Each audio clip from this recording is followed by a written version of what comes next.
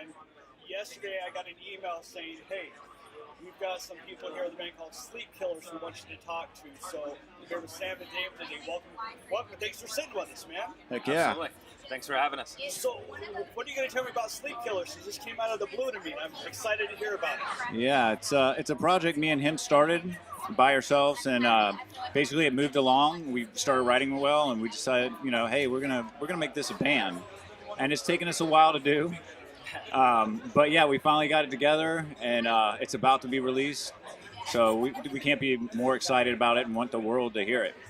Is this a self-release thing, or are you guys on a label? Nope, self-release. The way to go, I think, today.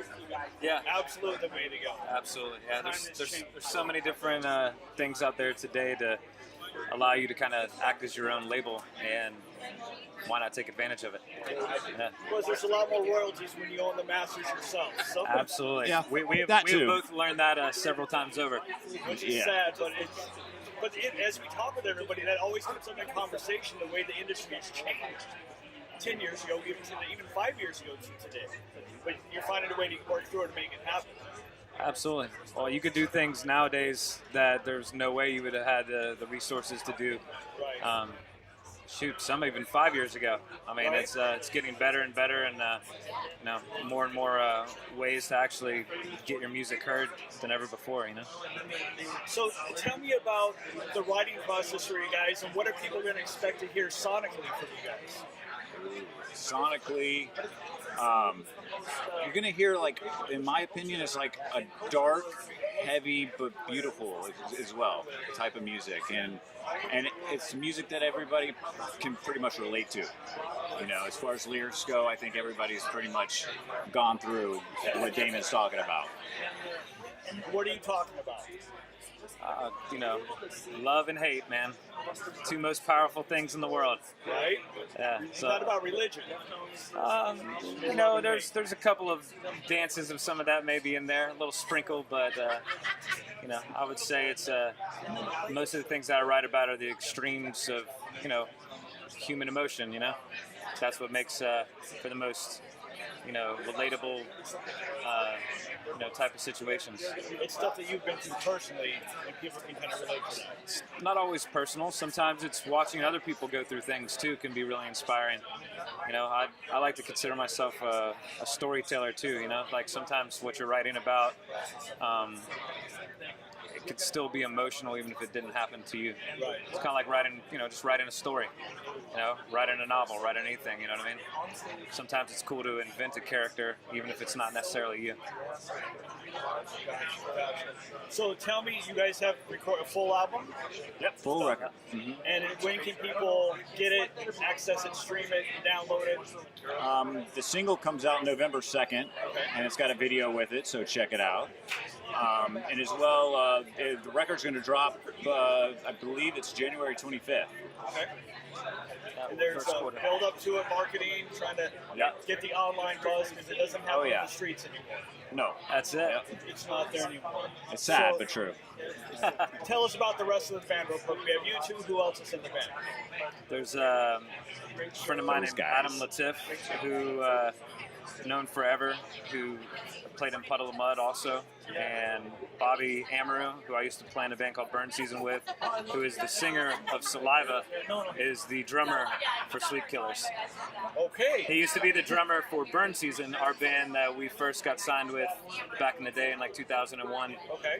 And so he's coming back around to playing drums again. And, it's cool. So everybody's a musician, well-rounded, I guess. Yeah. Oh, yeah. I can tell you don't do this, play this instead.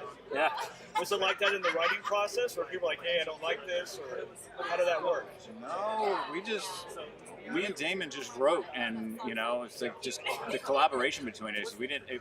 One of us would go, no, you move on. I think we kind of set out right out of the gate to just write things that we thought were cool, instead of back in the day in both of our bands and things, it's like there's like pressure to like write some certain kind of way or certain style, or do you have that single yet, or do you have whatever? It's like, no. It's like, screw that. Like, we're going to write stuff that we think is really awesome, and if we think it's cool, there's probably a good chance that there's a lot of other people that'll like it too. Well, I think that's what matters now, is that people are writing, I think, more music for themselves instead of, Geffen saying, hey, we funded you guys $750,000, give us 3 singles now. Yeah, exactly. We're not doing that. That's pressure. Yeah. This is, from day one, this was, I think, kind of our escape from feeling pressured by the industry. Like, we just want to do this because we want to do it. And I think a lot of times too, when you come from that place, you could be the most creative too, and really, come up with something that's genuine and organic, and hasn't been tainted by the industry. Absolutely. Yeah, I mean, the freedom to be able to put out records as soon as we want to, and as well, like even between, being able to drop a single here, we don't have to go through anybody to do that. Damon and I can just write it and drop it whenever the hell we want. Right, exactly. Which is so much, I think, more relieving to be a musician, that you can put something up and trade files and then put it right out instantly. You get inspired by it. No, yeah, I love that. I love seeing artists that come out and kind of just do things in their own way, and anybody who's been in the industry for a long time is like, no, you can't do that. Like, that's not how you do that. You got to do this. You got to do it this way. It's like, no, you don't. I mean, if you have fans, then what else is there to talk about, So I guess we trace back. Are we to look at and say Napster is the one that kind of broke down those barriers and we went back in time? I think they started it. They were one of the beginners, They pushed the snowball. They had the small snowball up at the top of the hill, for sure. Right, I don't think they knew how big that ball was going to get. Right. Or how quick it was going to get there. I think Jamie Jostler from Hatebreed always says it best, because he made a shirt that says Lars was right. And it's true. It completely collapsed the industry, but now you have more freedom to do what you want to do. Yeah. You know what though? But it was inevitable. You know what I mean? Like, sure, could the industry or whomever fought against it more? Yeah, but like once it's available, how are you can't, there's no going back. Right. There was only a way to figure out how to make it work for musicians. If anything, I think if we would have spent less time fighting it and more time embracing it, they probably would have already figured out a way to make it far more profitable to kind of be in the new version of the industry. Right, yeah, right, exactly. When you have Metallica's Load and Load 2 albums on top of that, so to focus. You guys have albums coming out in January. You said, are you guys doing shows leading up to it, after it? What are the plans right now? Right now, we have no tours set up. I mean, although we are going to have some.